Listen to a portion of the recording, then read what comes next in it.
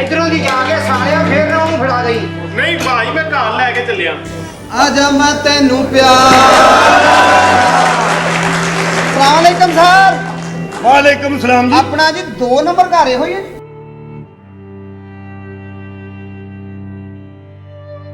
ਦੂਸਰਾ ਉਹਨਾਂ ਹੀ ਆ ਸਾਲਿਆ ਉਧਰੋਂ ਟੁੰਡੀ ਆ। ਗਲੀ ਨੰਬਰ 1 ਮਕਾਨ ਨੰਬਰ 2 ਬੂਆ ਤਰੇਕਾ ਵਾਲਾ ਮਹੱਲਾ ਬਰੇਕਾ ਵਾਲਾ।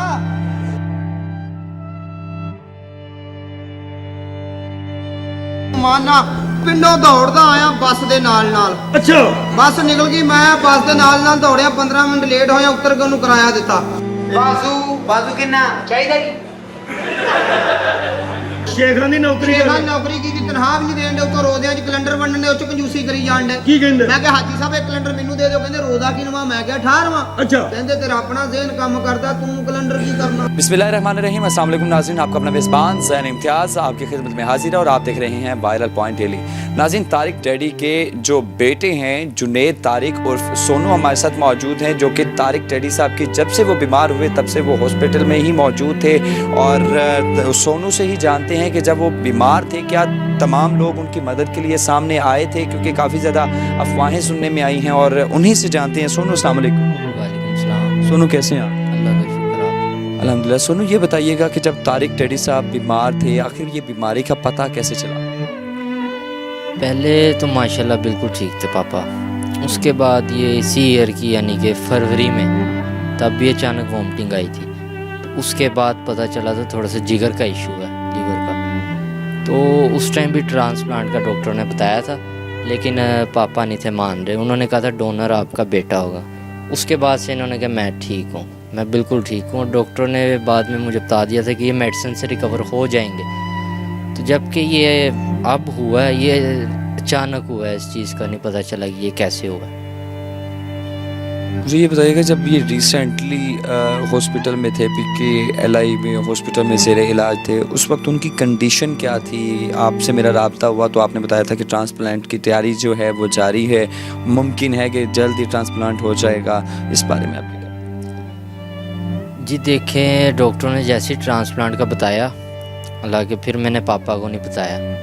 पापा को ये पता था ट्रांसप्लांट होना है, तो उसका डोनर मैं ही था। मैंने पापा को ये नहीं था बताया कि मैंने अपना यानी कि जिगर ट्रांसप्लांट आपके अंदर करना है। तो मेरे टेस्ट वगैरह सारे हो रहे थे और बहुत तेज़ी के साथ हो रहे थे। मेरे 35 टेस्ट आप देखें 2 दिन में हो चुके थे, और जिगर के मेरे ख्याल 105 टेस्ट होते हैं।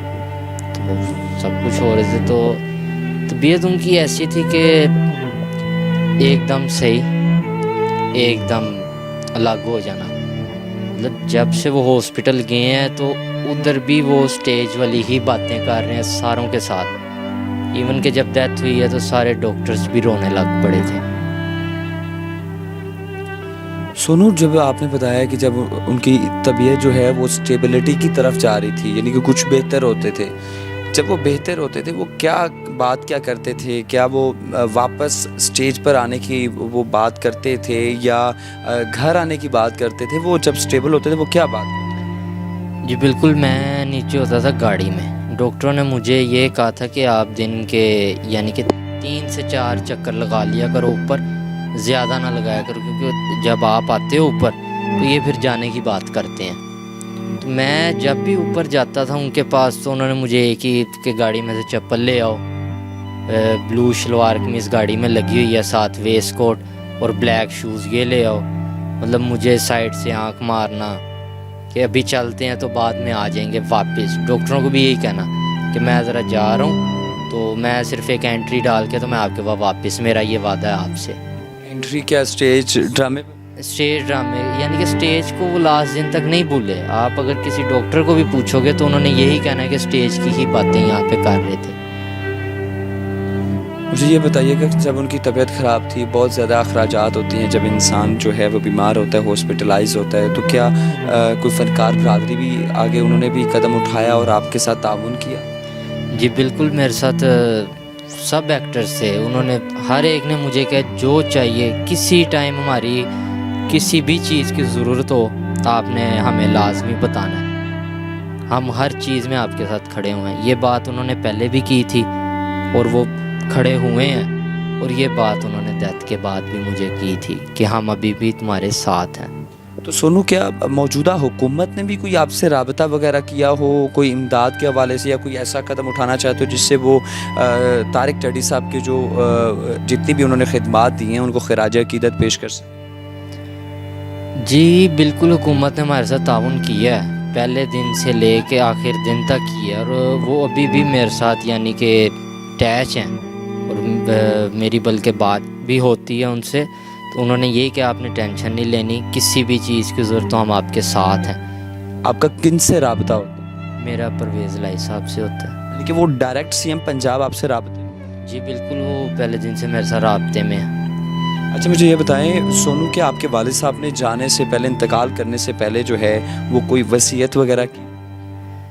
وصیت انہوں نے یعنی کہ دوران کیا کہتے ہیں فروق ہاسپٹل میں جب تھے تو انہوں نے مجھے تب کہا تھا کہ مطلب سب کو بھائیوں کو گھر فیصلہ آباد بنا کے دے دیا، تو یہ والا گھر تمہارا، اس میں تمہارا ہی حق ہے.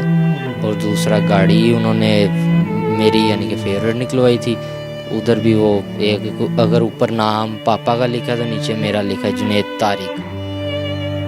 تو یہ بات ہے. باقی میں بس اس چیز سے زیادہ مجھے یہ اچھا نہیں لگتا، کہ مجھے بس یہ لگتا ہے کہ جلدی چلے گئے ہیں، بہت جلدی چلے گئے ہیں. سونو والد صاحب، یقینی بات ہے باپ کا بیٹے کے ساتھ بہت پیار محبت کا رشتہ ہوتا ہے، کیا کچھ ایسے لمحات آپ ہمارے ناظرین کے ساتھ شیئر کرنا چاہتے ہوں کہ وہ جب گھر آتے ہوں آپ سے کیسے بات کرتے تھے یا کیا رویہ تھا؟ جی بالکل، جب انہوں نے شو سے نکلنا ہے، اسٹیج شو سے، تو مجھے کال آنی کہ کدھر ہو.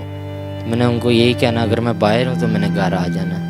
اول تو میں گھر ہی رہتا تھا، لیکن انہوں نے کال لازمی مجھے کرنی ہوتی تھی کہ میں نکل آیا ہوں، تو میں پہنچ گھر آنا ہے.